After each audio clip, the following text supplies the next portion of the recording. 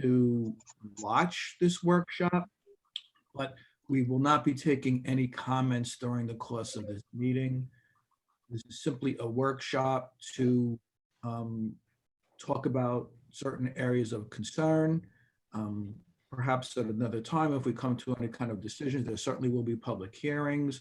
But at this time, this is just for the joint boards to talk and review certain ideas, and the public will have an opportunity in the future. But tonight, we will not be taking any public comment. So having said that, yes, Rob? You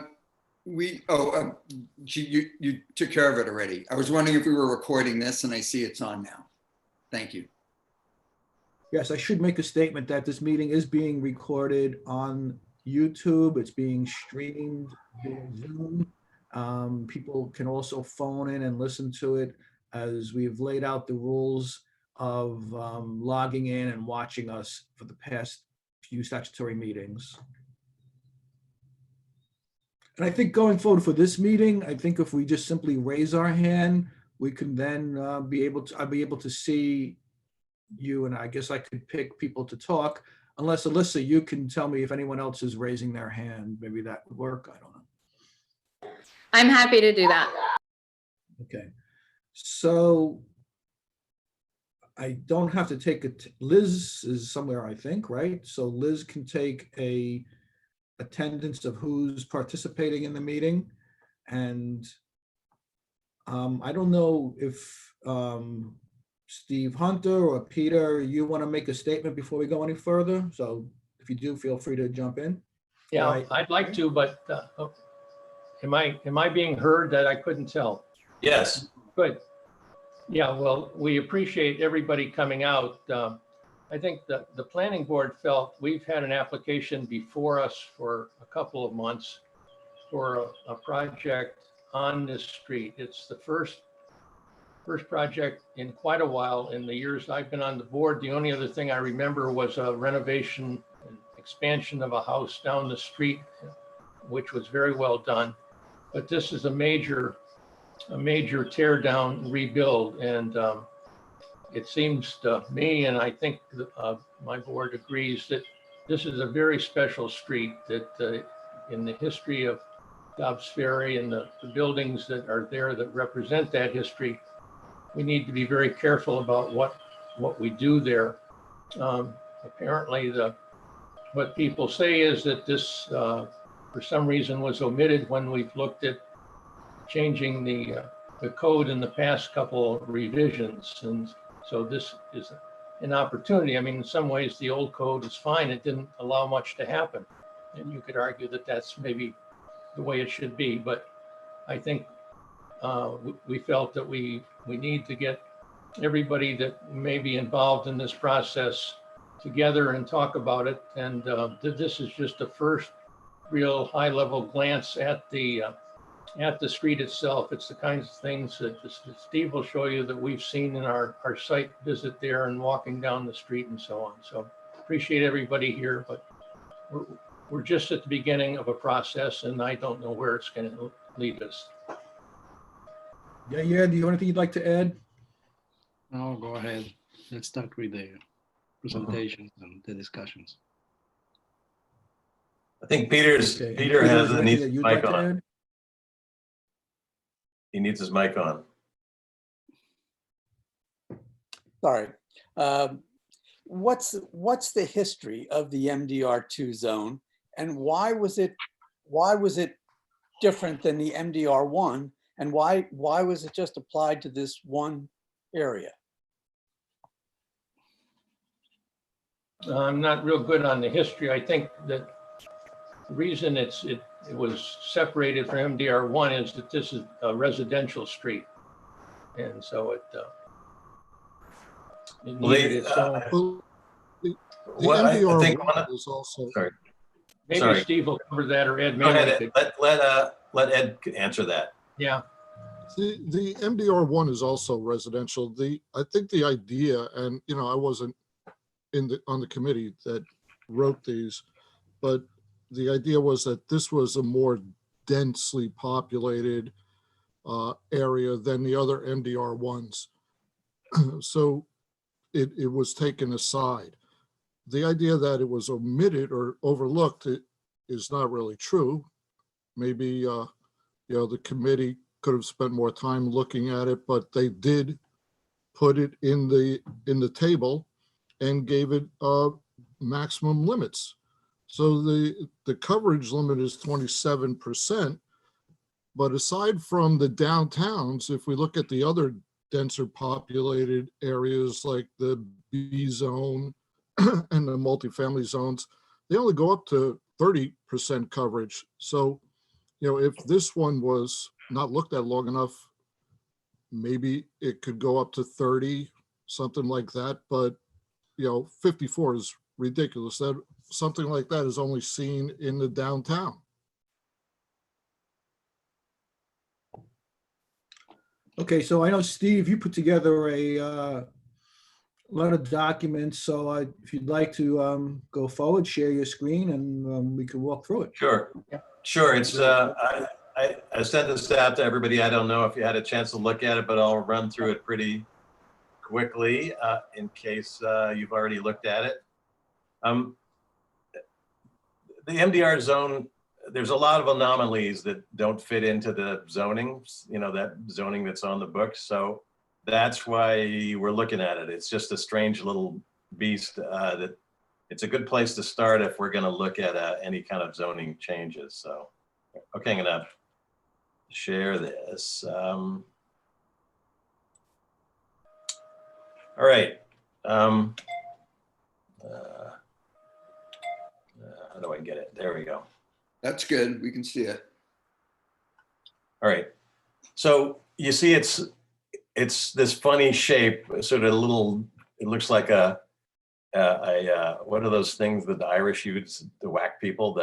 It's not a cudgel, but it's, it has a funny shape. Shillelagh. A shillelagh, it looks like a shillelagh. Field hockey stick. Yeah, or something. But it's, on one side is the downtown business. The other side is MDR-1, which is actually quite similar. And then there's a lot of parks around there too. So there's a lot of open space. And this shows that same shape with the buildings that are in it. It has a little dog leg there between Livingston Manor and Riverside Place, and goes all the way down to the train station. For this latest application, we're specifically looking at the northern section of the road of Palisades because that was the closest context. So that's more, it's more studied than the southern section, and I'll show you that. It's interesting that it's very similar to the same layout that it was in 1889, and actually some of these buildings are much older than that. So you can see, they're really interesting, older looking small buildings. It looks like a little English village in some places, which I think is one of the things that people would like to preserve. This is using Google Maps in the aerial view. You can start to see the different shapes. Generally, it looks like it's a residential district, but there are some larger buildings, which is why it's not quite the same as an MDR-1 zone. Getting a little closer, you can see, and this is the northern section, there's probably maybe 7 or 8 buildings in there that are sort of big blocks, or they take up the whole lot. And if you count them, the rest are just, small 2-story residential type buildings. This Steve, is looking at, Question? go ahead. Sorry, is 145 Palisade in this red area? Is it in the MDR2? No. In this you can see the driveway that goes down to 145 Palisades. It goes down to the bottom of the screen on the left side. 145 is waterfront A and waterfront B. So it's a totally different zone. But it's, and again, you can see like 1, 2, 3, 4, 5, 6, maybe 7, 8 buildings that are just sort of, they're taking up the whole lot. So then it's much more densely populated than the typical MDR1 zone. This is the southern section, which is also a mixed bag. Has those great houses on Hudson Terrace, those great row of, what is it, 6 Victorians. Then the Embassy Center, and then a sort of a grab bag of stuff down at the southern end, some of which, you know, I wish looked better when you came up to the train station. And then parks. So there's open space. And going on, I'll let that go forward. This is all the different, the comparison of the zoning areas. And you can see that MDR1, MDR2, and the B zone, which is Broadway zone, pretty much have the same, you know, it's very similar. The B zone goes up to 30% building coverage and 60% impervious coverage and prevailing setbacks. But, and then it's 800 square feet per dwelling unit. But the MDR1 and the MDR2 zones are exactly the same, except for the lot area per dwelling unit, which is it's sort of a conflict in a way. Because you could never, you know, you can't build something you can't put very many units in a small area, which is good or bad. I mean, it's for you to decide. And then these are the other setbacks and building heights and so on that, you know, once you get into the weeds, you could actually look at this stuff more carefully. Steve, Yeah, could you go back one slide? I just want to point out that the site in question in these charts tends to fall into the second column. I think the site area is, I figured it out. go back here or there. No, in the next slide, Okay, we're in this second column, at least 7,500 square feet, but less than 10,000 square. I think we're like 8,000. I have to check again. But so the values that you see in the second column in charts B3 and B4 are in terms of coverage, overall building coverage, and coverage by impervious surface is what the theoretical, quote unquote, as of right numbers would be. The 22% lot coverage by buildings and 44 by impervious surfaces. Do you agree, Ed? That's kind of where we are. Yes, that's correct, because the sliding scales take into account an oversized lot for the zone. So instead of allowing you to build out to the setbacks, when you have a large lot in a zone like that, the coverage is reduced to prevent a huge building like this just because you got a double or oversized lot. Right. For those of you on the planning board or not, the idea behind the sliding scales was that all because the site is twice as big doesn't mean that the building should be twice as big, right? Because you can get a large site in a neighborhood that's overall smaller sites. And if the site's twice as big and you make a house that's twice as big, it looks completely out of scale. So what happens is as the site gets bigger, some of the constraints become greater in an effort to keep it more in character with its context. So that's the idea behind the sliding scales, which apply not just here. This is a strategy that's used in other zones elsewhere in the town. So a quick question, this makes the project that we've been looking at even less conforming, is that correct? That is correct. Thank you. shall I continue? Yes, please. I'm sorry. Okay.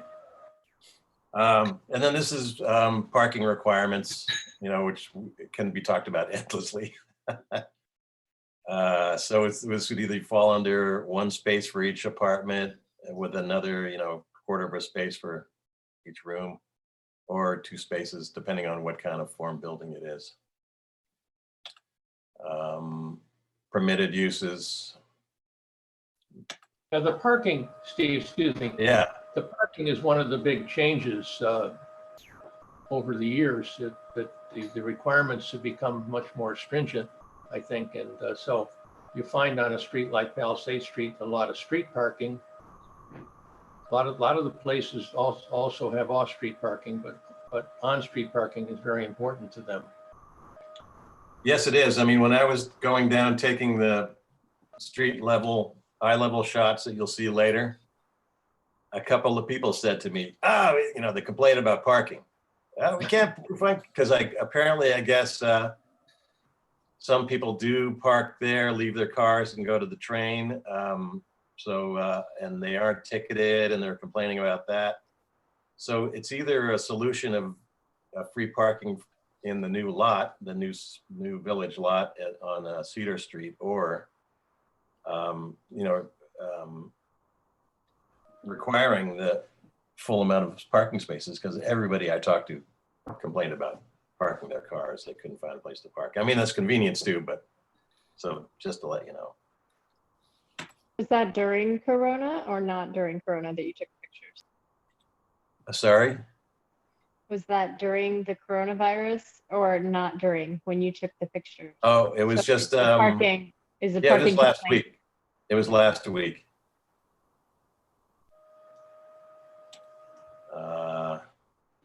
Resident permitted uses. These are just for FYI, these are the view sheds, the viewing platforms, and there's about 6 of them that look over Palisade Street. But I think because of the elevation from Main Street to Palisade Street, unless it's a very tall building or it's closer to Cedar Street, there's not a lot of issue for what's built on Palisades. But there's restrictions on that anyway. This is a plan that Gotham Design supplied to the planning board when they were applying for 75 Main.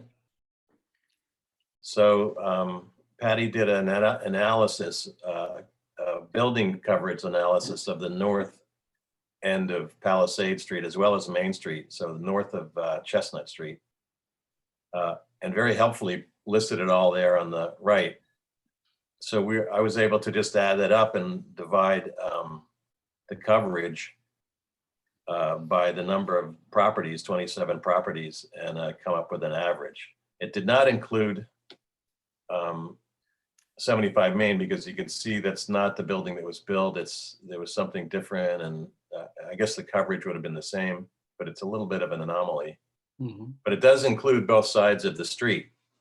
So it includes the church and some of the buildings on the other side of the street. Not the parking lot on 99 Cedar, however.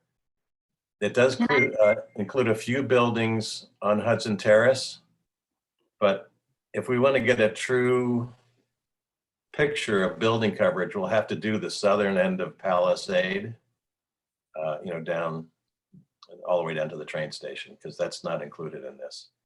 I think that, Steve, can I add something to what you are describing? Sure. When I was in the site for 156 Palisade, Patty shared with us part of that information that is in there. And in some of those buildings, he claimed that some of those buildings, like for example, mine, because I live on Palisade Street, there is 10 units, to which I corrected him because there's not 10 units on my building. So I'm not so sure that we can hold the information that he's providing in those documents 100% accurate. And I just wanted to share that with the group so that we keep that in mind. I think that's totally true. In fact, Patty Steinschneider said that this wasn't totally accurate, that the things have changed since 2015. So, I think it's accurate enough for us to get a sort of a feeling of it. If the 27 properties, the building coverage averages out to 30% building coverage. I think that's with 29, 30, 31, 32. Yeah. We know in the neighborhood of the building coverage. We don't know what the southern end of Palisade Street is like, but I think it's useful just for that amount. But I agree with you. Even he says that this isn't totally accurate. And here's Okay, thank the listing on that piece of paper that I did the average. You can see in the Google Earth aerial shots, though, you can see what the biggest buildings are, and there's not that many of them. There's a lot of small buildings there and a lot of Hey, space. Steve? Yeah. Steve, I have a question about the code documents. The numbers that are on these little triangular pieces is what does those numbers represent? Oh, these are viewing platforms. Okay.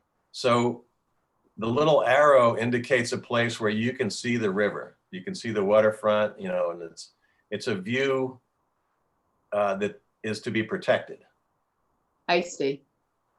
So there's about 6 of them above Palisade Street that should be looked at some point to see, if anything that's going to be developed is going to affect those views.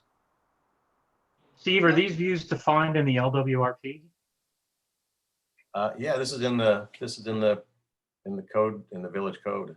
Yeah. What I did was I took the map on which these arrows are is a little funky looking. I mean, it's a little hard to distinguish. So I just superimposed the arrows on a Google map, so it was a little clearer. Mm-hmm. So you can see where the buildings are. Thank you. Yeah. So this is just walking up from the train station to the other end of Palisade Street. It's a fun, kind of getting off the train and walking up the hill. It's such a funny, it's something that could certainly stand improvement in terms of a welcome to Dobbs Ferry in my book. That van is pretty amazing. Yeah, it's like, gee, this is one of our entrances to our village. So, but that's beside the point. So I'm just going to go through these, and this is looking east from about that same spot. A new building, a large building. You can see the Embassy Center being worked on. It's going to be a pretty big building because it's been added to. Hudson Terrace, which is just, It's sorry, not go very ahead. high. No. Hudson Terrace, which is just a beautiful series of Victorians. Had some renovation, but they're probably, I would guess, if I was going to guess what the building coverage was, I would say it was like 30 or 32% average for those buildings, something like that. On the other side of the street from the Victorians is a Memorial Park, which was a great place to take the kids.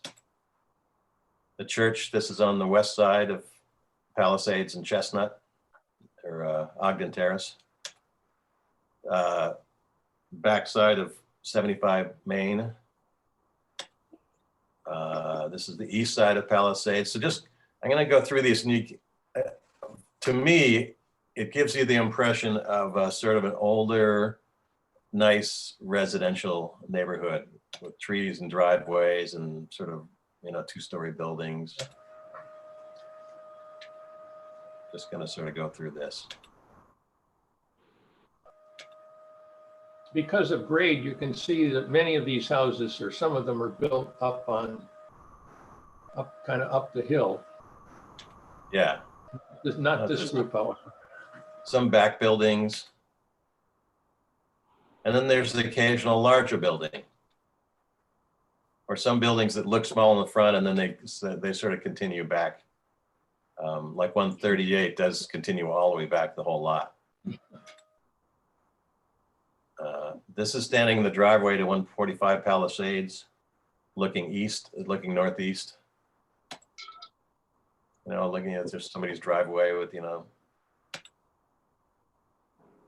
So looking down from, now I'm at the Cedar Street end of Palisades, looking south, and you can get the average level of the buildings. There's a couple of big ones there, but most of them are sort of 2 stories.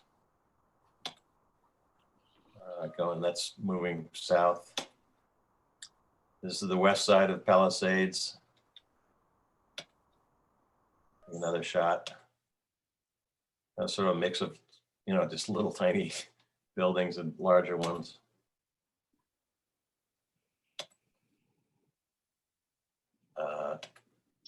And that's about it.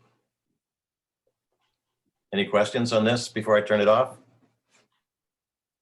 Well, first of all, I just want to thank you on behalf of all of us for doing this work. It's really, Sure. It was fun. it's really great. Well, I'm glad you thought it was fun. That's good. That's a win-win. And I just want to say one thing, maybe a kind of a global, a little bit of a high level comment, which is, and I think it's raised by your discussion of the two pieces of Palisade Street, which is that, and this was the dilemma that we'll always face in Dobbs Ferry, which is the wonderful thing about Dobbs Ferry is that it's an old village with a lot of interesting and idiosyncratic conditions. And when you're writing the zoning, you know, there's a trade-off, right? You could write zoning for each block that's different and have 150 different zones, each one of which was exactly tailored to the handful of local conditions on that block. And obviously that's not practical because it's impossible to administer. So when you're writing zoning for a place that's as old and as beautiful and as idiosyncratic as Dobbs Ferry, you kind of look at it and you sort of squint and you try to come up with the set of standards that you think captures the most number of buildings there, because you don't want to impose a zoning that suddenly makes 3/4 of the buildings non-conforming to what your new zoning is. So I think the situation with Upper and Lower kind of Palisade Street kind of is a case in point, in that those are all in the same zoning district. It's MDR-2 zoning district, but they're completely different. I mean, Hudson Terrace, you know, that because of the condition of the topography there and the Victorian houses sitting up behind on this big retaining wall, it's a completely different condition. It doesn't mean that we don't want to look at it in terms of its overall sense of scale. And maybe we think it does belong with the part of Palisade Street that we're wrestling with now, the level part that's further north. But, you know, the challenge here is, do we think by looking at by kind of squinting at the existing buildings, particularly on that figure ground map that Patty did, do we get a sense of what we think would be the kinds of coverage and setback numbers and so on that capture, you know, it's going to create a certain number of non-conforming conditions, but it seems to generally capture the spirit of and the overall scale of the place. So I think that's why it's okay for us actually to look primarily at that figure ground drawing that shows the building footprints in the drawing that Gotham did when they were doing the 75 Main project. I think that's a good drawing to kind of look at, to kind of get an overall sense of the coverage and of the buildings in that zone, which is what you did, right, Steve? I mean, you said you had not yet factored in the ones on the lower part of Palisade Street going down to the train station. And frankly, I think that's just fine, because I don't really know that. I think the chunk that you're looking at there in that block is actually the area that we really need to be kind of focused on or looking at. The other thing that we have to be aware of that is a change are the parking requirements, because that changes sometimes the height of the building because you're going underground and partially and so on. So it could be that we can retain more of what we want by being a little more flexible on the parking, particularly if we want to utilize the parking lot across the street. That could be a way to help that, I think. So. I was thinking, well, first of all, Steve, so let me ask you, what if you today you had to pick a number for the coverage that you think feels appropriate for this site.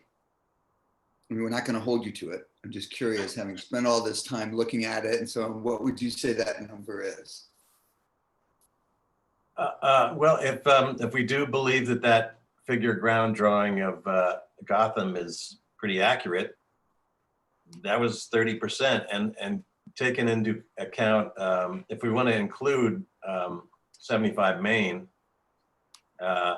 if we want to include some of the empty lots, and we want to include Hudson Terrace, I think it might go up to 31 or 32. But I noticed that the Broadway zone is 30%. And then there's the sliding scale too. So yeah, I mean, 30%, 31%, something like that. And the code as it is right now for a site this size is what, if we look at that chart? You know, the sliding scale, I don't really know, but just general, under 7,500 square feet, it's 27%. Makes some sense. So So, can I share my? Even if we change, you know, if it gets changed, will it still be under the sliding scale rule on a double lot and, you know, be smaller anyway, so, you know. Well, one of the Okay, other methodologies that we might want to consider is what percentage, you brought this up, what percentage of the properties are non-conforming or conforming? So where would we be with lot coverage if we said we want 80% of the lots to be conforming? Does that make sense? Yeah, I think I went through that list. Actually, you know, I could go back to it, but the majority of the buildings were conforming in terms of lot coverage. They were at or below 27%. I think you know, on that phone call the other, on the planning board meeting, I think I counted, I don't know, it was the minority of buildings were not conforming. They were over 27%. So, I mean, I have to look at it again, but.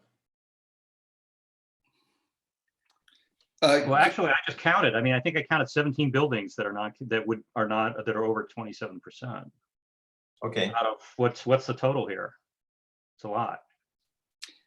I want to say a couple of things that I don't know if this, I will appreciate the method that Rob proposed of squinting and understanding the context of each block.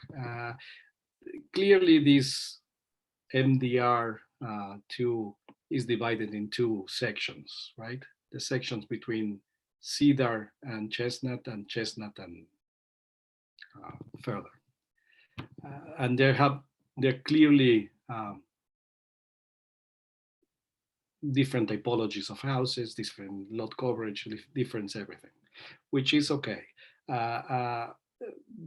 The one that we are dealing with because of this 156 Palisade proposal, and I'm glad that we are reviewing this. It's basically between the bookends of 79 Main Street and the corner of Cedar and Palisade. That could be defined as a bookend. And if we read this downtown area in layers, going from Broadway, Aqueduct, Main, Palisades, maybe the Rail and the Hudson, there is a nice flow that defines the downtown of Dobbs Ferry. So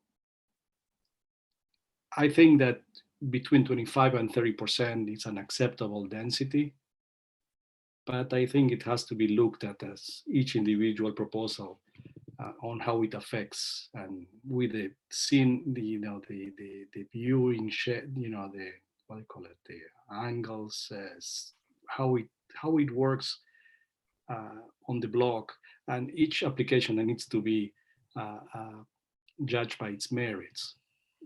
The zoning that we have, going by rough numbers, I think it's appropriate. The problem is that we have such a distant, such a idiosyncratic, Rob say, block that it merits a careful look at each proposal.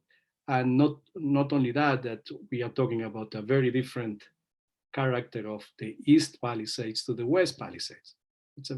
It's very, the West Palisades being more of a green nature, and the West Palisades being more systematic and on the.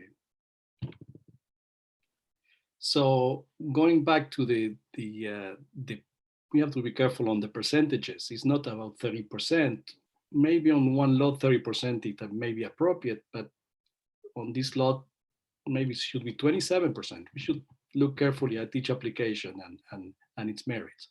And not only that, the density of each proposal or lot, it's how much is on the street, how it, what's the appearance of this proposal on the street, maybe because you can go all the way up to 25 feet on the rear yard, from the rear yard, and minimize the appearance on the streetscape, and increase density in the back or not. We have like this building that goes all the way to the back from the front, from the street line all the way to the back, and it's existing. But that will increase the percentage of lot coverage, but it's not necessarily a typology that it's repeated. So my point being is, with the sloping sides, with the layering that I was referring to, with the character of West Palisades and East Palisades, and et cetera, it merits to review each application on its own. I don't think it's a big issue. It needs to be codified as a zoning change, but as an increased review or scrutiny. That's what I'm saying. Well, just to follow up on my question too, I just calculated that we're 48% non-conforming right now. And what presumably, in what direction would the number go? If you had to pick a number, I mean, I agree with what Ira is saying, but despite that, since we know we have to provide some benchmarks, based on your kind of eyeballing of it, Alan, what number would you say would bring 3/4 of the buildings into conformance? I don't know. I'd have to look at that. This is the first time, Steve's great presentation is sort of the first time we're looking at it holistically. And I think that, but I do think that's worth following through and saying, if you want to be 75% or 80% conforming, where does that put us? And what would that footprint look like for the project we're looking at, or any other spaces that might be renovated in the future? And that would at least give us some kind of a real world visualization of what it might look like in 20 years or whatever after continued development. Yeah, and keep in mind that what I was saying is not fair to Chestnut to the river or Chestnut and Cedar. They're very different, and West and East. I think that entire block between Chestnut and Cedar needs to be analyzed on its own, percentage-wise, lot coverage-wise. I think that aiming for the middle is actually useful, because there is a character of the smaller buildings that it's desirable there. So 48% is pretty good. If you expand the zoning so that towards the larger buildings, then you're going to get a lot of large buildings. So there's very small buildings and there's very big buildings. So maybe it's better to be in the middle. Can I say something? Yeah. I feel like with this section in particular and its proximity to the downtown, whatever the zoning code says, there's a bigger conceptual issue here about whether or not we're trying to allow for more units and more people to be living closer to the downtown within walking distance. And so I feel like there's a element of the sustainability, climate change, walkability, all of that, that is part of this discussion, which is, I mean, one of the reasons why I'm hoping we can do stuff with the vision plan, comprehensive plan, you know, in some fashion at some point when coronavirus is moving on. But conceptually, whether or not we would want to make it so that it just feels like it feels the same, or is the goal to try and get more people to be able to live downtown and walkable? Because I think that's part of the conceit of these projects is trying to get more people to be able to live in affordable places downtown. So Right. I just wouldn't want to change anything without having that be part of what we're thinking about. Well, the MDR2 has a higher density than the MDR1. It's it's from 2,500 to 800, so it's smaller units and a more affordable units, if I'm correct. But I mean, but here is one thing. A lot of the developments that we have seen come through in the downtown, they're not affordable. They are not, what we're doing is actually pushing out some of the people that can no longer afford to live in the downtown. So we need to review these projects in a way that we need to see exactly what these developers that they are looking into our village are really, what their purposes are, because it's not really affordable. They are looking to build buildings that they are actually off scale for our people. And we are pushing our own people out, including the young people, including the elderly. So that's the reason why we have to be very, very careful that whatever we do, we are not catering to, like, yes, the walkability of the village, but are we going to create buildings that they actually suiting the people that they are necessity within our community? Because that's one thing that I brought up to 41 Cedar. Who are you looking to bring into this building? Because there is people right now that is living that space because they can no longer afford it. Chris, So we can bring I? a new point. Good Can I point. say? Can I make a? Go ahead, Rob.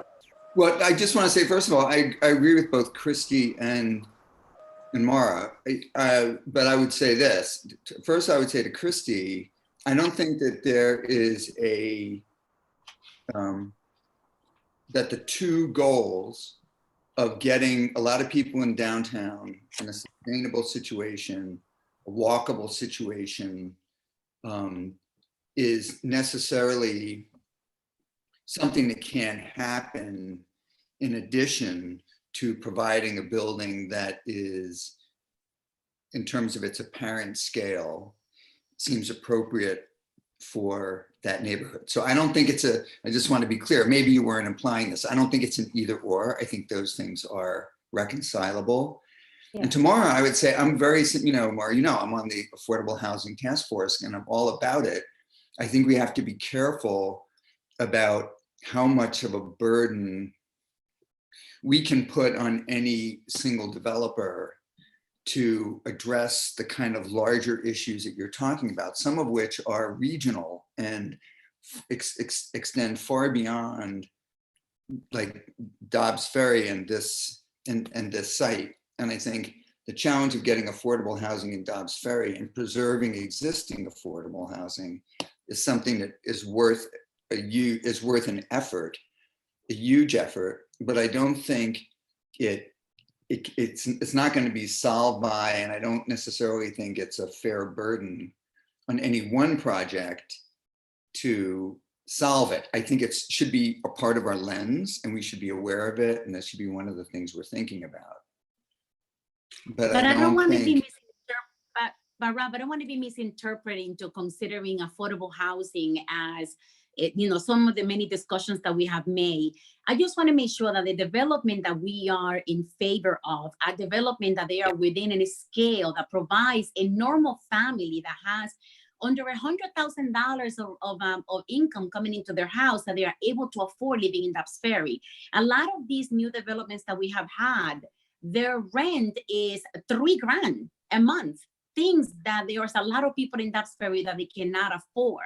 So my point is that we don't need to approve or be in favor of developments that they are specifically affordable or to demand developers to have 5 units of affordable housing. No, what I mean is that to consider projects that they are not so high end and with so many amenities and so many things that they are being catered to in a specific demographic of people, that it is not the people that live in Dobbs Ferry. That's my point. I'm not specifically catering that we need to be building stuff for affordable housing, but approving and considering developments that they are within the needs of the community so that we can keep the good people that we have. I understand, but I'm just saying that by itself is not, I don't believe, can be our criteria for reviewing a particular project. In other words, I don't know that we, and I'm not a lawyer and I don't want to get us in trouble, but I don't know that we have standing to deny a project because the developer is not providing the kind of project that we would like in terms of the target market that he's going after. I think if we want affordable housing in Dobbs Ferry, we need a much bigger toolkit. You know, we've talked about all the things we need to do. And there are ways to try to incentivize the right kind of developers to come here and do the kinds of projects that you're talking about. But I'm a little bit afraid to let this meeting go too far around that topic because it's so much bigger than the thing that it's all legitimate. It's just so, I feel like it's beyond the scope of what we can manage this evening. I was gonna, can I have permission to, can I share, just going back to this formulist with the coverage, can I share my screen for a moment? Is that okay with everyone? Good. Sure. Let me see if I can. Let's see if I can get to. Are you all seeing, this is actually from,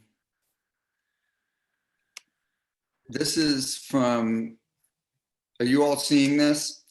Yes. Yes. Do you recognize it? This is actually from Patty's. So this is the presentation that Patty gave to, are you all seeing it? I just want to make sure. Yes. Yes. Okay, okay.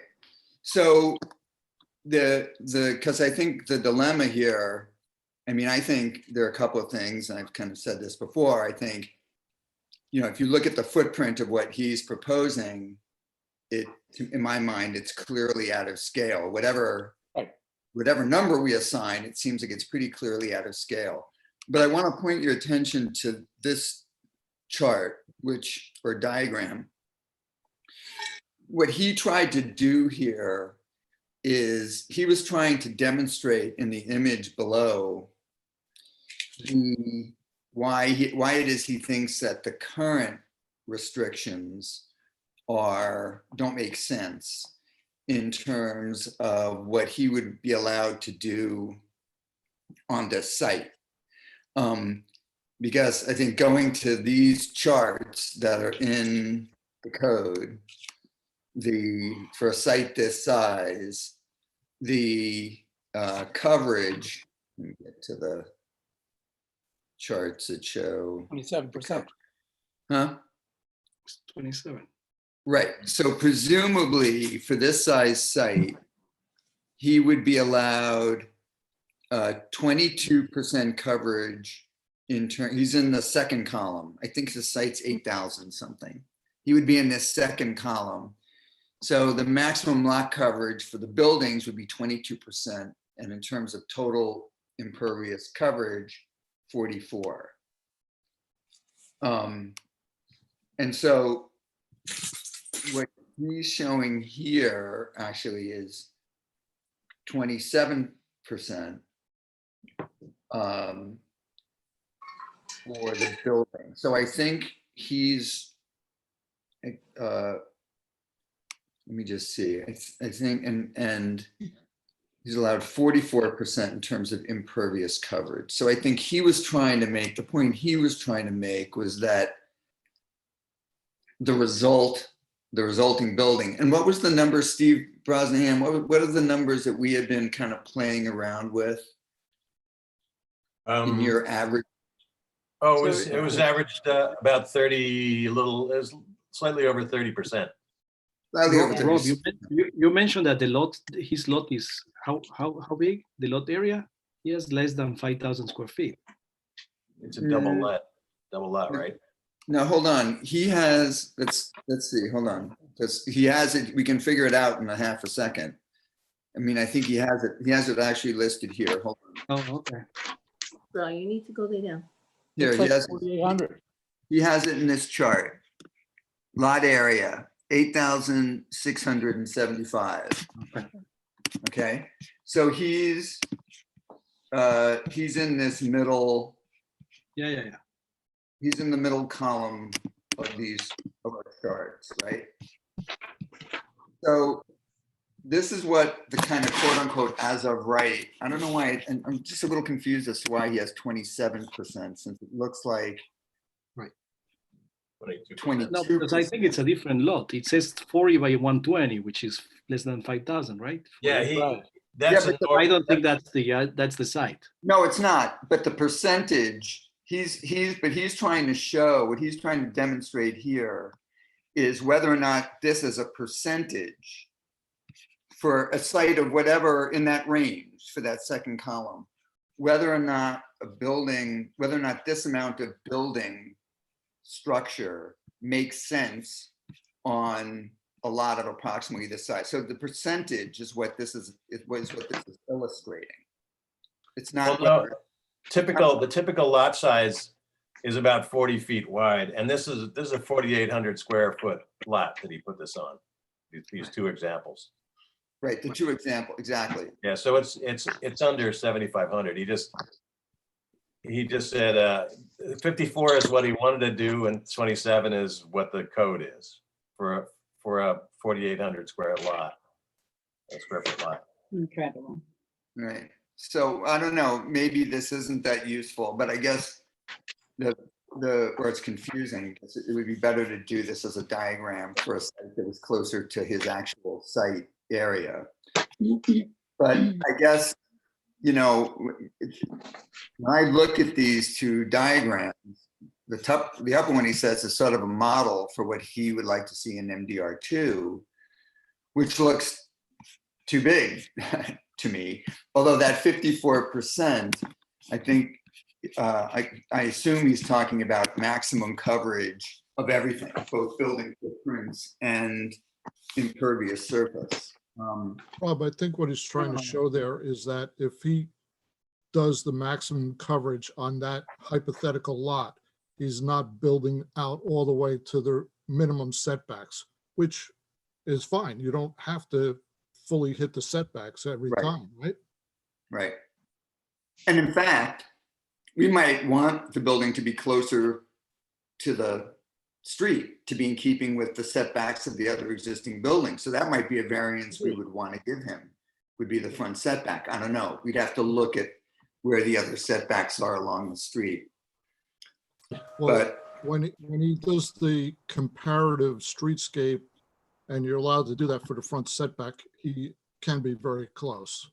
So you do the contextual street area of the setbacks, and almost all of them are very close to the street. So he would be allowed to be close to the street. well, I'm looking at this plan, and it looks like the buildings there's some over here at the south end that are right at the sidewalk. The cluster of buildings that are immediately next to him all look like they're set back 20 feet or more. He actually figured it out. He actually presents the number of how far they are, how far the existing buildings that are next to him are set back. I But guess also note, Rob, note that he only selected these 9 buildings that are on the east side next to him. If you look across the street or you look down the street, it's actually very different. yeah. He's using a contextual area, which is same side of the street in that zone within 200 feet or Oh, okay, 400 feet. It's a contextual area. all right. Right. But So, But so I his proposal is still way out of whack with the other properties, except for the second one from the right, which is a smaller lot.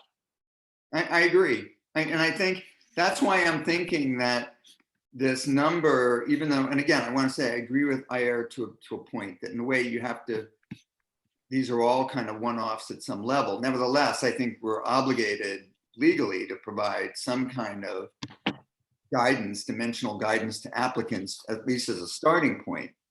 And I guess what I'm saying is my instinct after looking at Steve's presentation and even looking at Patty's analysis here is that probably something in the world of the low 30s for a coverage number seems like that might be about right. Or at least it would be interesting to see in this plan or in the figure ground plan, you know, if you covered 30% of this site, and it is a bigger site, so it's gonna be a bigger building. Rob, just by addressing the issue of the front yard, bringing the the building less than 20 feet required and bring it closer to like a compromised front setback, you will be increasing the lot coverage by 3-4%, which is what we're talking about, right? I'm not sure I understand what you're. Oh, No, just bringing the pulling it forward doesn't change the coverage. No, I know, but you can enlarge it. You know, it's one of the things that I was mentioning is the streetscape. If you make the front yard more contextual to the street, to the west palisade, you could allow a larger lot coverage, say 31%, 30%. I think the lot can handle it. That's what I'm saying. Yeah. You have to see it. Also, if you go to 35%, all of a sudden you're 80% compliant on the street. Yeah. From the view that I see the building just compared to 134, which is right next to my building, that building almost doubles 134 Palisade Street. If you look at, you see the, and you can move over a little bit more. Here? And going to 130, no, 134, no, it's more over. There we go, that one right there, that's the brick red one. If you look at that one compared to the proposed 156, that's almost double of the size of that building. Could I just take a moment here just to clarify? I mean, the purpose of today's meeting, is it to decide generally that we need to change the zoning generally to allow more coverage and to allow, or is the purpose is just to talk about one particular building and what we should do with that? Because I mean, we had some people's opinion. It seems like Yair would say, well, maybe we should just do it on a case-by-case basis. Other people may be saying, generally, we should just allow for that area 30%. So is that what the purpose of tonight is for, is just to throw that out and come to a consensus? I think, Mr. Mayor, I think it's kind of both. I think we're using, I think the ideal outcome is that we would decide whether or not there's some general rules that we would like to change, revisions to the zoning for the MDR zoning, that we think we would like to make that would be universally applied up and down, you know, through the whole zone.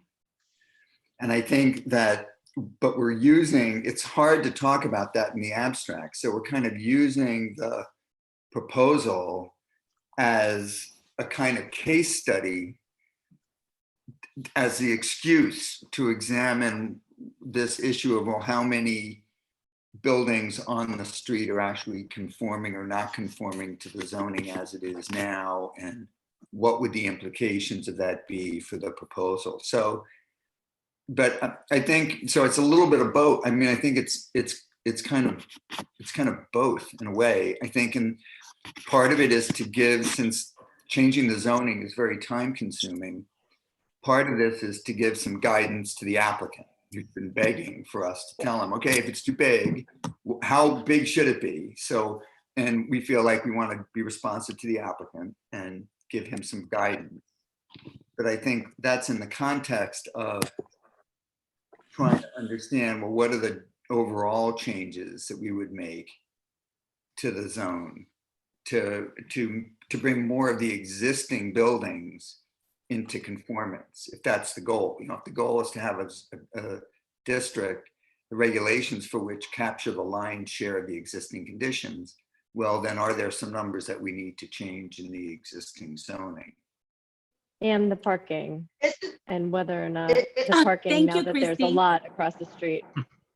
Yes. Whether or not That's- he's required to have the parking on the building, which makes it potentially Mhm. bigger, or can we discuss the 99-seater being part of the discussion now that it exists? That's a great point. But one thing that we also have to consider is that whatever we do here is going to change the tone and the direction of what we will see in that street, which with all the beautiful pictures and all the stuff that I saw earlier, clearly shows that there is a mix. But what tone are we going to set? Are we going to go towards the direction of maintaining the feeling of a village with a smaller buildings, or we are going to go in the direction of not having that feeling? I mean, you all know that's my street, and I walk through that street, and we might see masses of buildings and dimensions, but I see the block. I see the feeling when I walk through it. How does it feel? And do I like to see some more large buildings in the block? Not perfectly my preference, but I think that we can come up with something that it is in the middle, that has a good format. But we got to be careful, the tone that we are setting, if we then start to go with a larger scale, and then what is that going to mean then for the street? Well, I think it's a good starting point to see which buildings are in conformance and which aren't. And I think that was one of the slides that we saw, and we were trying to get to that. Is it half the buildings that are already over the amount, or is it, 20, 50%, 80% of the buildings? Because by osmosis almost, it's become something other than what the code has maybe set. And I think that's maybe one of the reasons we're here today, is to decide, well, look, the reality is these many are already out of conformance, right? Well, I'd like to go back to Maura's comment, though, about affordable housing. So I'm involved in large residential construction projects in the city, and it's always a huge subject, the corridor, all these things. So assuming there's a school of thought that all development is good, right? The more units you build, the more it drives down other housing costs around it, and we get more affordable housing that way. And the other thing is, if we're going to have more units, then Christie's point of we want it near public mass transit, we want it near downtown, that's the right place to increase density. So Yep. I think these are backstories that should be a part of this discussion. Yep, I totally agree. And I think it gets very much to this sensitivity about the parking. And I, it's no secret that, I'm at least in the downtown area for projects like this. I am not in favor of requiring a lot of parking for the residential units here. I know not everyone agrees with that, but that creates so much more flexibility in terms of being able to create more housing that in a building that is much more in scale with the rest of the street. And I think one of the questions is given the fact that we have this parking lot across the street, what kind of negotiation would we be willing to, what is the appetite on the part of the village to making some kind of negotiation with the developer around the use of some portion of that parking lot for some amount of the required off-street parking? Rob, in return for affordable isn't that housing. just a 156 question for planning board? Right now, we're looking at zoning, which in my opinion, the zoning here is supposed to try and preserve the integrity of this neighborhood. So to that point, the fact that we get the requirement per unit per lot size is a lot lower, so it makes it a more dense zone. So if we don't allow this huge out of scale building, we're still allowing him a maximum 8 units. So he's getting smaller units, which would have to be more affordable. So he could choose to build only 2 units and sell them for a lot of money, or he can choose to build 8 units smaller and they would be more affordable. Right. That's a question for the owner. But we can only control the affordability through our laws other than the zoning size, so affordability laws. But I just wanted to, and to say to Mara, nobody here is, I've heard anybody yet agreeing with the oversized proposal here. Everybody's saying maybe raise the coverage 3 to 5%, which is not going to be anything like what is proposed. I just want to bring up, while I've got the mic, something else that you have to look at. So we're looking at the table B1 and B2 for the coverage in the different zones, and it's B2 for MDR-2. But Wait, in the Ed, written note, it says about B1, B2, or B3.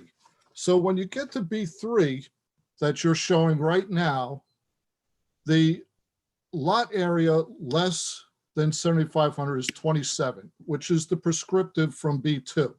But then when you get to his size lot, it's 22. So even if you were to raise the prescriptive from 27% to 31, he would still, in that lot, have to be at 22%, which makes no sense because of the other residential zones that are higher than 27%. You have ones that are at 30 and higher. So they're totally out of whack with B3. So what I would propose is that you look at B3 and say, instead of putting in a flat 22%, it should be -2 or 3% of what is prescribed in that zone when the lots get higher. Do you follow what I mean? Yeah, I don't. So it starts at 27%, but we have residential zones that are already higher, allowed higher in B2 than 27%. You have 30 and 40. So if you go to B3, nobody could build 30%. You're saying what use I a mean? multiplier and not an actual percentage. Right. We need a multiplier, not an actual percent number. that makes Okay. sense. Alan and sorry. Steve, what I'm saying. I'm sorry, I'm not, but I don't want, if I'm the only one who doesn't get it, I don't want to make everybody else. You're the city planner.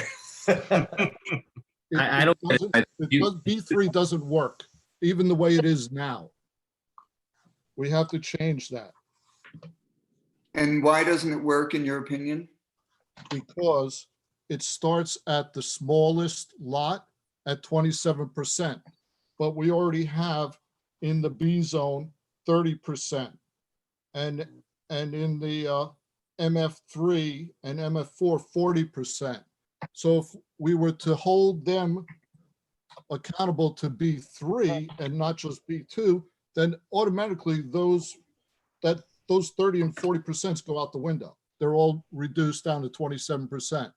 And then as the lot gets bigger, all of them would go down to 22% and 20% when it gets larger. It should be a multiplier to reduce it on an even scale. Like it's a sliding scale of B2, not a sliding scale from the first column of B3. Right.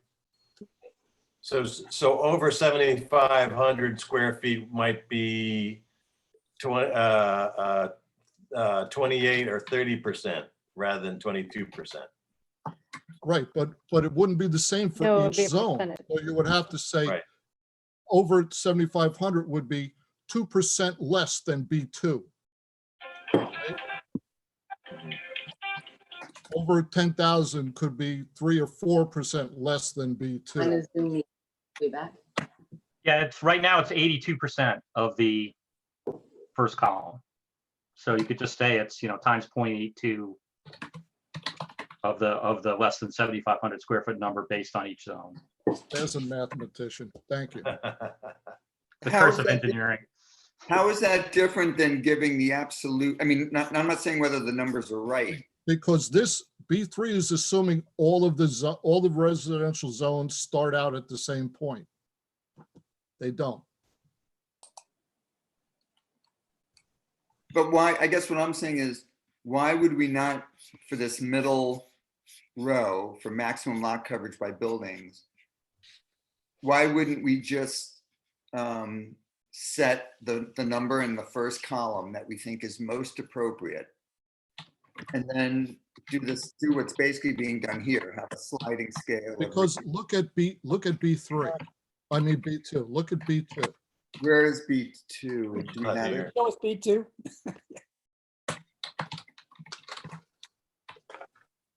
Oh, you have to print.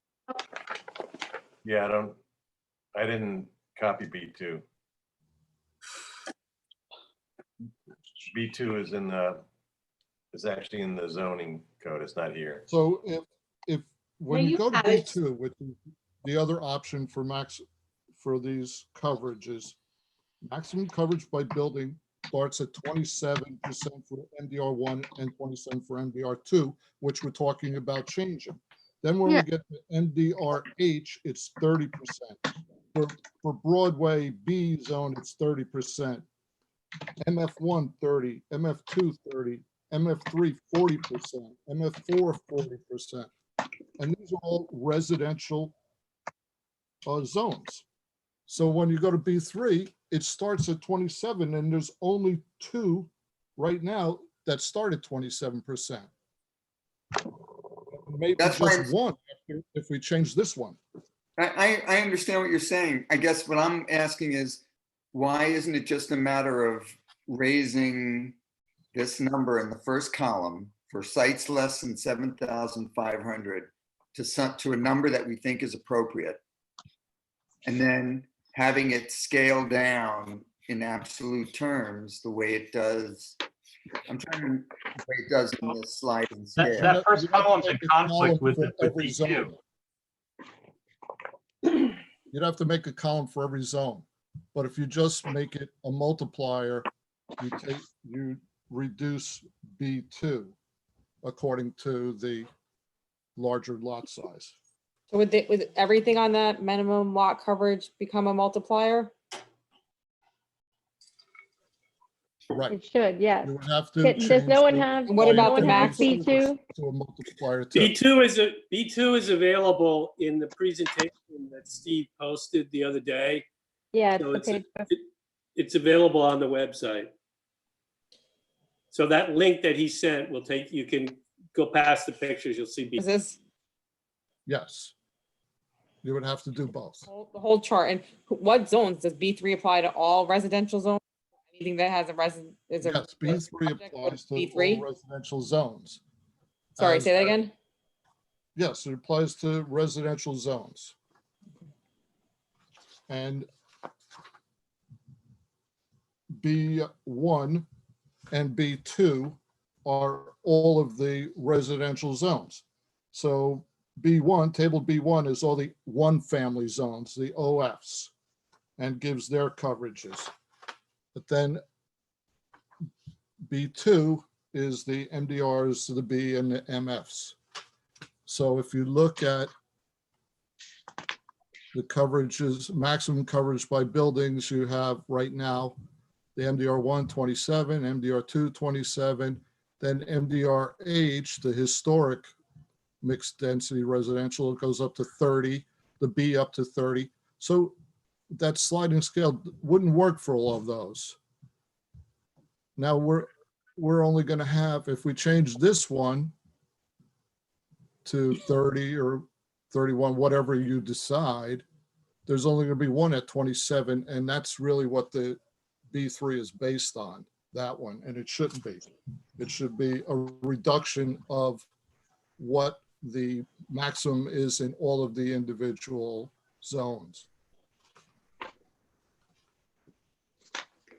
I guess that's what I don't, that's the leap I'm not getting. I'm not understanding why you think the standard that we would set for MDR1 or MDR2, why we would start with the MF1, MF2, and MF3. I mean, each of these districts are different in terms of their form.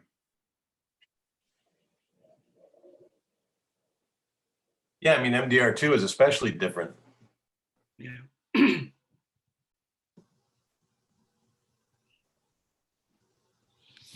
Well, but this works for MDR2, right? But it doesn't work. That's 27% number. Doesn't work for any of the other, or most of the other zones. Works for MDR1. And that MDR1 and MDR2, and that's it. As So it is now, but it doesn't work for any of the others. But So why, if you were to I guess, come in- why does it have to work for the others? Because it's a sliding scale for residential lots, residential zones. So you could Your apply suggestion, Ed, is- B3 to the MF3 and reduce that 40% down to 22%, which is totally out of scale with what was intended. So is the recommendation or your thought, Ed, to revise B3 so that it conforms to all the different residential areas listed in B1 and 2? It is. That's what I'm saying. I'm understanding the confusion here though, because doing that doesn't change anything that we're talking about with this project, right? That's what you're But this saying. meeting wasn't, No, what we're talking about in this project is to change the limits for the MDR2. I'm just saying, as we look at the sliding scales that I just picked up on, because we haven't used the sliding scales in the past, because there's nothing very descriptive about them in the code, so nobody really grasps them. To make them work, we need to address them during this project as well and make them Got it. apply to all of them equally and not just a base number. but So there Ed, can you write up something to cover that change so that everybody can look at it and we can propose it to the board or not propose it to the board? Yeah, I'll have that for the next meeting. Great.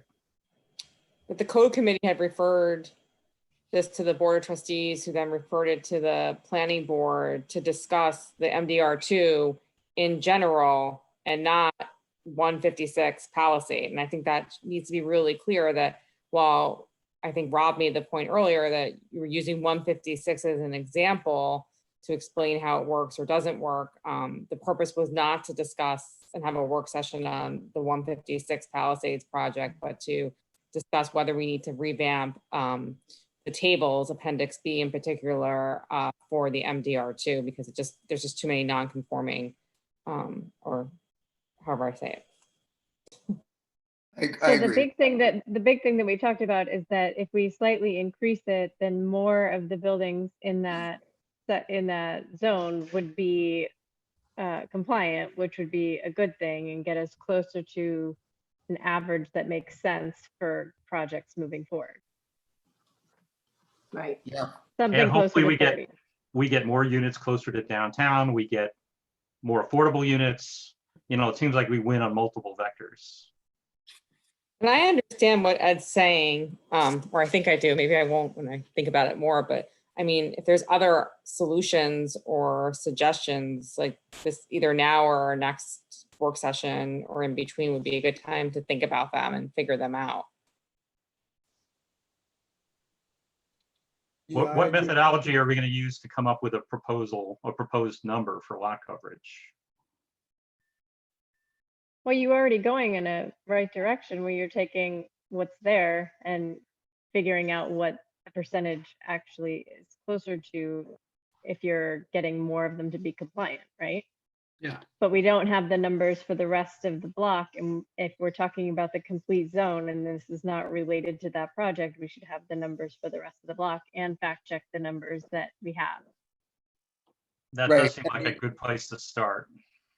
Right, to We- that we- point, I think Christie's right, I guess, and I would say to her point, it seems like the missing, and to IR's point earlier, it seems like this kind of coverage thing should extend to the other side, the west side of Palisade Street, right? That's probably would you agree, Steve, that's the single biggest missing aspect of that figure ground study that we were using to come up with the 30%?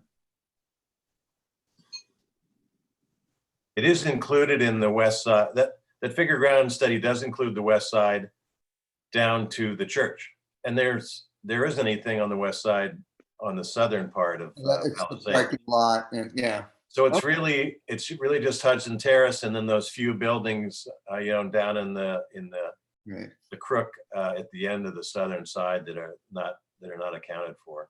Although I would, as I said earlier, I would like to see the analysis done both with and without the portion that goes from Chestnut to the station, just to compare. Agreed. Yeah. Those blocks are so different, but still, so do we know what we need to do this, like what Christy was suggesting, and come up with our kind of eyeball idea about what the coverage numbers should be in order to capture the most number of existing conditions on Palisade Street?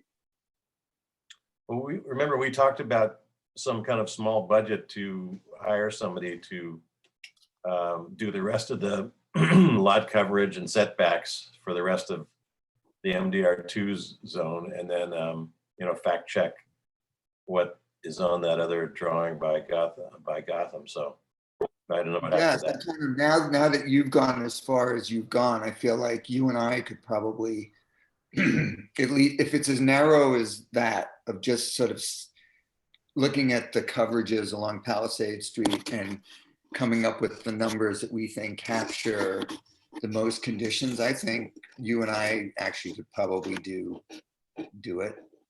Yeah, we can do that. That'd be fun. Greenberg has a tax map that will give you most of this data. Yeah, exactly. Right. You know, they've got the lot size, they've got the square foot size of the building. I'm not sure that they have the coverage. I'd have to, you know, you have to look at that again, but you could get pretty close. Right. And for our purposes, if we have a plan that's to scale, I can slap down my scale and measure it, and we'll be close for the exercise we're talking about. We do have the Google satellite too for the reality check of what's actually there compared to the tax map. Yeah. And I have a question about the impervious surface number. I mean, we typically want to minimize that no matter what. So my question is really how valuable is that, or how much effort is it worth putting into that number? I mean, it'd be nice to have, but we really care about the building. We don't really care about the driveways, since we're pushing everyone to minimize that all the time. I mean, the other wild card in this zone is the setbacks, especially the front yard setback. So we would look at that especially too. I would also say that because all of the parking requirements for that zone, unless I'm wrong, were done before we had 99 Cedar, is actually just first. Is that true? Were the parking requirements changed anytime recently, or are they before 99 Cedar? They were before 99 Cedar was a parking lot. Because that's just something to consider if we're looking at it, what the minimum parking requirements are. If there's now a lot with 100 spaces, that especially now that we know no one uses really a lot, like that should be part of the considerations of what we're talking about. Yeah, but in the future, somebody could use those lots. You know, so. Right, like those residents could. Yeah, Like I think they 10 years. need to. I mean, if we're thinking about the residents there, they really I heard about parking over and over again, you know, so I mean. No, but the thing is, it's like people say like, oh, they can just use the lot, but that's now, like what happens in 10 years from now? You know, when maybe we have a lot of development here and, you know, we need to have that lot, people to come visit us in this community and bring back, you know, business for our community, and they have no place to park because all the residentials are parking there. So I don't really think that, well, personally, I don't think that we should rely on that as an asset for building that's going to be done now. I think we should still think about accommodating whatever is built now accommodates the parking for that building. That's my personal. The other thing to keep in mind is that it is a transit-oriented area. It's possible we might want to relook at this, because it's possible that they don't need as many cars there if they are commuting to the city. Because they wouldn't But need who a knows? car. Like, They might but who need knows? one car. They can have kids, like, like I have people in my building that like the kids are really little, but now all of a sudden they're teenagers and now there's 3 cars to every one family. Or 4 cars to one family, and now there's no parking around These apartments my are building. small. I'm sorry. With respect to 99 Cedar, that lot, one of the uses for that lot was always, at least conceptually, to be for overflow or kind of an outlet for downtown parking. And to the extent that we commit it, directly or indirectly to another use, for example, residential on Palisades, we lose that ability if the theater were to reopen or, other things were to happen in the downtown that generated more need for parking. I just think, can I It say? also brings up the question of, is the village responsible to provide residential parking? If we give a village lot over to residential parking? No, you're not. I don't know legally, but I wouldn't believe that. No, we're not legal. I'm just saying it brings up the question of if we allowing it there, if we're allowing that for residential parking quota, I'm not saying whether we should or not, I'm just bringing up the question, then we've got the lot behind Village Hall is the same issue. Right. Can I say I'm a little bit afraid to go down this. I think that the issue of managing Sorry. parking in the downtown is a very complicated thing. It's not an either or thing. There are lots of villages where a lot like that it would be possible for residents to park in it between certain hours, and other hours it would be used for commuting. There are a million permutations, and I don't think we're going to solve it. I think that's a separate study. But I do think it is worth, to Christie's point, I do think is as we're kind of thinking about the coverage, this coverage issue and so on, we should have the parking issue in our rearview mirror and that should be one of the balls in the air in terms of whether or not the kind of coverage numbers we're coming up with are numbers that would enable how much on-street parking or off-street parking for that site we think is kind of implied by those coverage numbers. So I think we should have it in our minds, but I don't think we should go into this with an absolute notion that they need to park their site entirely according to code on their own. There's no downtown revitalization plan that I know of in the country that doesn't allow for parking flexibility of some kind. So I think we should avoid absolute ideas about how the parking should be solved in the downtown, and have it in our vision, but not go into this with an absolute notion of like zero flexibility for how the parking might be accommodated. The parking flexibility is already written into the code, and that you would be looking at site plan. So I think what we have to deal with now is coverage and setback.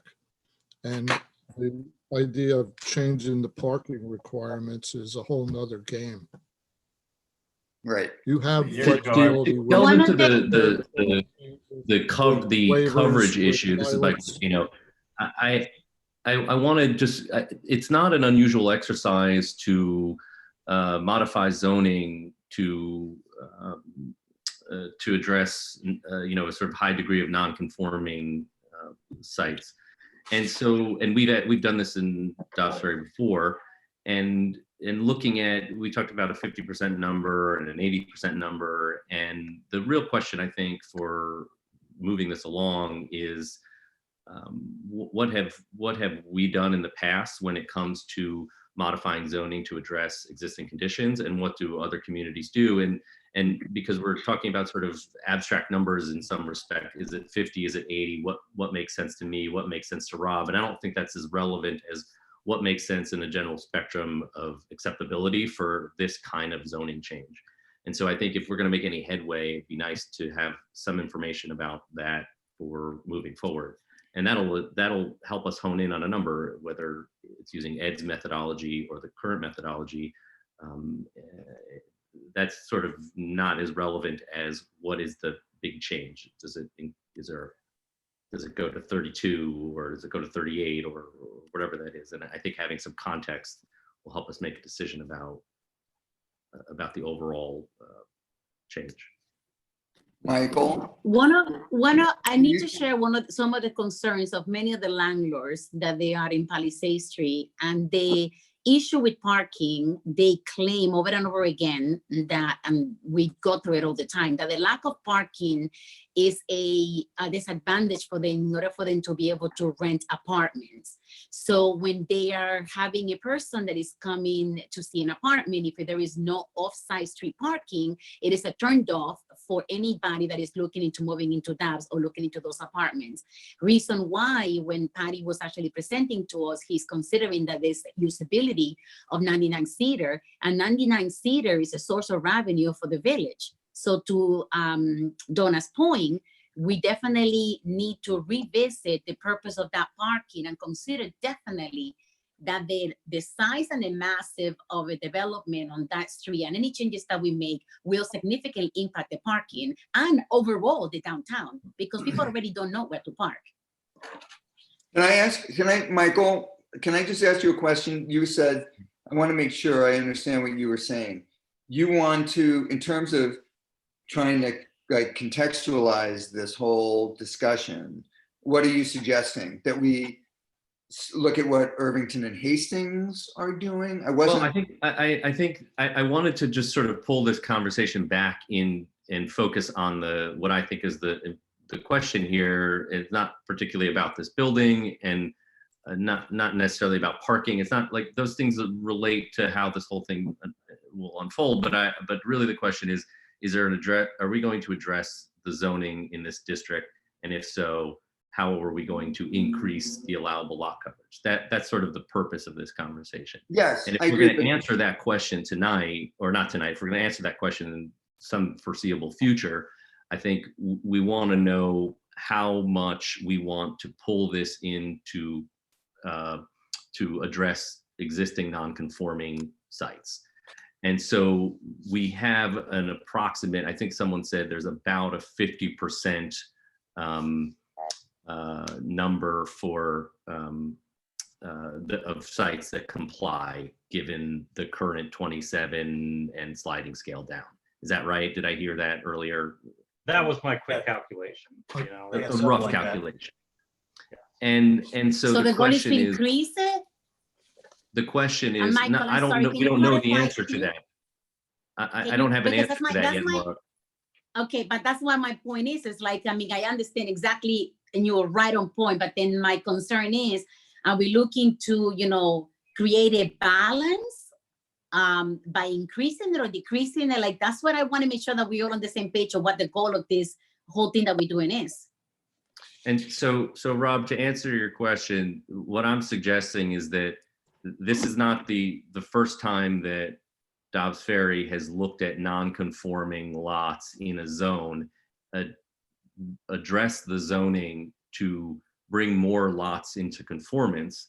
And so in the past, when we've looked at those, how have we looked at that percentage number? Have we looked at bringing, you know, a greater percentage into compliance, closer to 80%, or have we looked at maintaining a 50% balance? I think having some knowledge of how this plays out, how it's played out in Dobbs Ferry, how it plays out in other places, if any of people on this call are familiar with that, I think having some context for that would be useful in making decisions.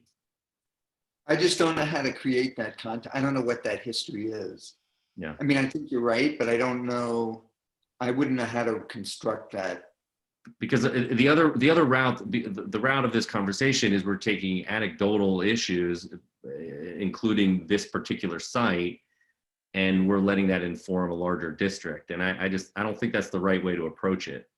I think we look at it from a kind of broader historical and regional perspective, as opposed to, you know, an individual building. I think we're doing both. I mean, I think we're looking at the larger context. I mean, not regional context, but I mean, I think we're looking at, this notion of, well, what are the other buildings along Palisade Street? What are their characteristics? How many buildings are conforming or not conforming? I mean, we're not looking, that's a discussion that we've been having that isn't about this particular site. That's But been Rob, about, didn't you bring up a methodology for deciding massing last time we spoke about this? Oh, form-based, yeah, form-based planning. So would that fit in here? that's a more complicated, yeah, but that's a much more complicated exercise. I mean, that is the kind of the world where I would what I suggested is I thought we might need to have a scope of work for a narrow scope of work for a consultant to do a kind of a form-based code here that was, it's a very different animal and it's a very different animal to administer. I got the sense after watching Steve's presentation that like, well, maybe I'm making it too complicated by suggesting this other kind of form-based code thing. Maybe it is as simple as trying to get some numbers that bring as many, a majority or a solid majority of the buildings into conformance. And maybe that's, or at least maybe that's what we do in the immediate term. Because and to address Maura's question, I mean, we may find that the current 50%, approximate 50% compliance is perfectly acceptable. And in which case we would not be increasing this lot coverage number. I don't know that I'm not answering it one way or the other now. It seems sort of hard to put it in any kind of context and come up with a figure that's sensible without more data, at least from my perspective. The other way to look at it, which is more complicated, is like K Street in Washington, D.C., where there's the maximum allowable building envelope. So it's, let's say it gets changed to 30% lot coverage and no front setback and stuff. So what does that look like in 20 years when all of those sites are maximized to that zoning? It's going to look very different, and it may not be what you want. So, I mean, that's another way to look at it. What's the future going to look like if the zoning changes and everything's built out to the maximum zoning? I think you've got a good point there, Steve, that we need to kind of look at what do we want that street to look like? Mm-hmm. Right, which I think, I don't know, I feel like I agree with what Steve's saying. I also, I don't know, I'm conflicted because I feel like there's two tracks here. One track is the one that Michael and I think others of us have talked, and Ayer and others have said, like, what is our vision? What do we want this place to be like over the next 20 or 40 years? And what kind of controls would have to be in place to make that happen? And that's a really important discussion. On the other hand, we have a proposal before us. We'll probably have others. We may well have others. And I think that, we have some responsibility to provide some kind of guidance that in our best judgment, short of having this more robust analysis and decision-making process, there is an approvals process in the village for people that want to do things with their property, and we have to provide some guidance. So the question— I agree. I hear what you're saying, but I also think that for a property owner who wants to do a project now, that they have to address what the current code allows, and if it brings up a larger question that all the boards want to look at for the future, then I think that can be addressed, sort of holistically going forward. But I think and that's why I say I'd like to extract this particular project from this larger conversation, because as we've seen, there are so many components and so many strong feelings about a number of other peripheral issues that are very important to long-term planning for a community. And that I think we owe it to an applicant to say, listen, this is you have to deal with this code as it is right now. if you want to build today. And if you want to roll the dice and see what happens, some time in the future from now, well, that's up to you. But I don't think this conversation can be resolved and all the issues addressed that have come up, and allow someone to move forward, sort of quickly. So I understand your concern, but I think that the applicant has to just address their project given the current zoning. Or ask, or they can, or they could ask for, or we could tell them, follow the existing code and request certain variances. Of course. And we can use our judgment as to whether or not those variances are within what we would consider reasonable, right? Yeah. And they can use this public meeting to inform that decision making. I think you need some positive trade-offs. You need some positive trade-offs to grant variances. Does this building really fit in with the neighborhood? Is this a very attractive building? Does it provide a good amount of parking? Those are all things that can be done according to our code, because this is a very large lot. I don't understand why we need this meeting to give feedback to an applicant who has all the feedback they need in the code. Typically, it's not, Peter, it's really not about it is about the larger issues that Michael and the mayor were talking about. The real purpose of this is to think globally about like the way we might want to change this zone. We're just using the applicant's project as a kind of case in point. But so it seems like Michael kind of articulated the way forward. There's kind of two tracks. The applicant will be told to provide a plan that is conforming, and if he's going to do something that's not conforming, try to make a case for it.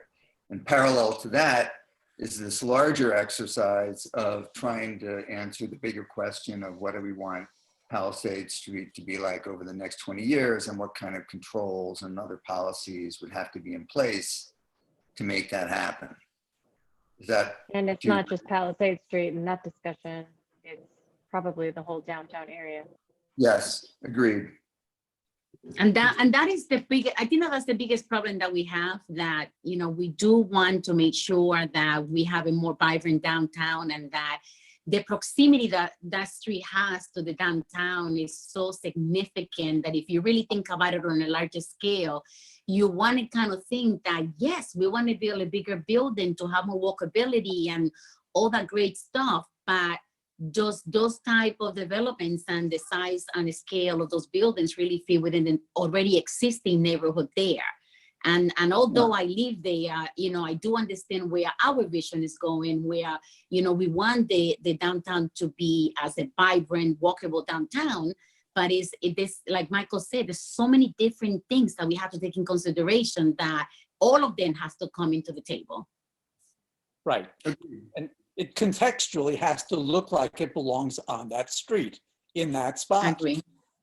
Yep. And, Agreed. a good architect should be able to do that. Yep, I agree. Agreed. So how do we want to, so what do we think are the next, I think there's on the narrow side, I think it is worth, Steve, you and I to sort of maybe refine this description of what we think the existing conditions are along Palisade Street. Yeah, we could set up another information package, for another Zoom meeting like this, and get a little bit farther along. Yeah, I think nibbling has value. I really appreciate the RFP for a new vision plan. I think it's a great idea, but that's probably a 5-year process before things get resolved in the end. And here we clearly have part of the code that's manageable maybe to fix, or at least make better. And I think that there's a lot to be said for taking these little chunks of code and fixing them on an annual basis or some smaller term of time, So we don't wait, we don't just redo the code every 5 or 7 years. I agree. All right, sounds like a good plan. So I guess when you get that all together, just let us know and we could schedule a follow-up to this meeting. Sounds good.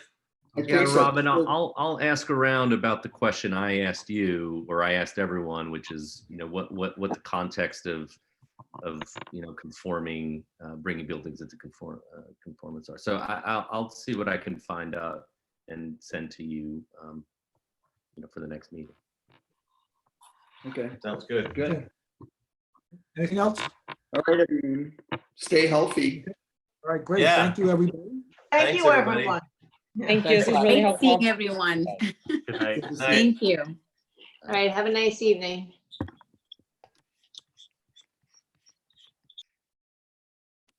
Oh my God.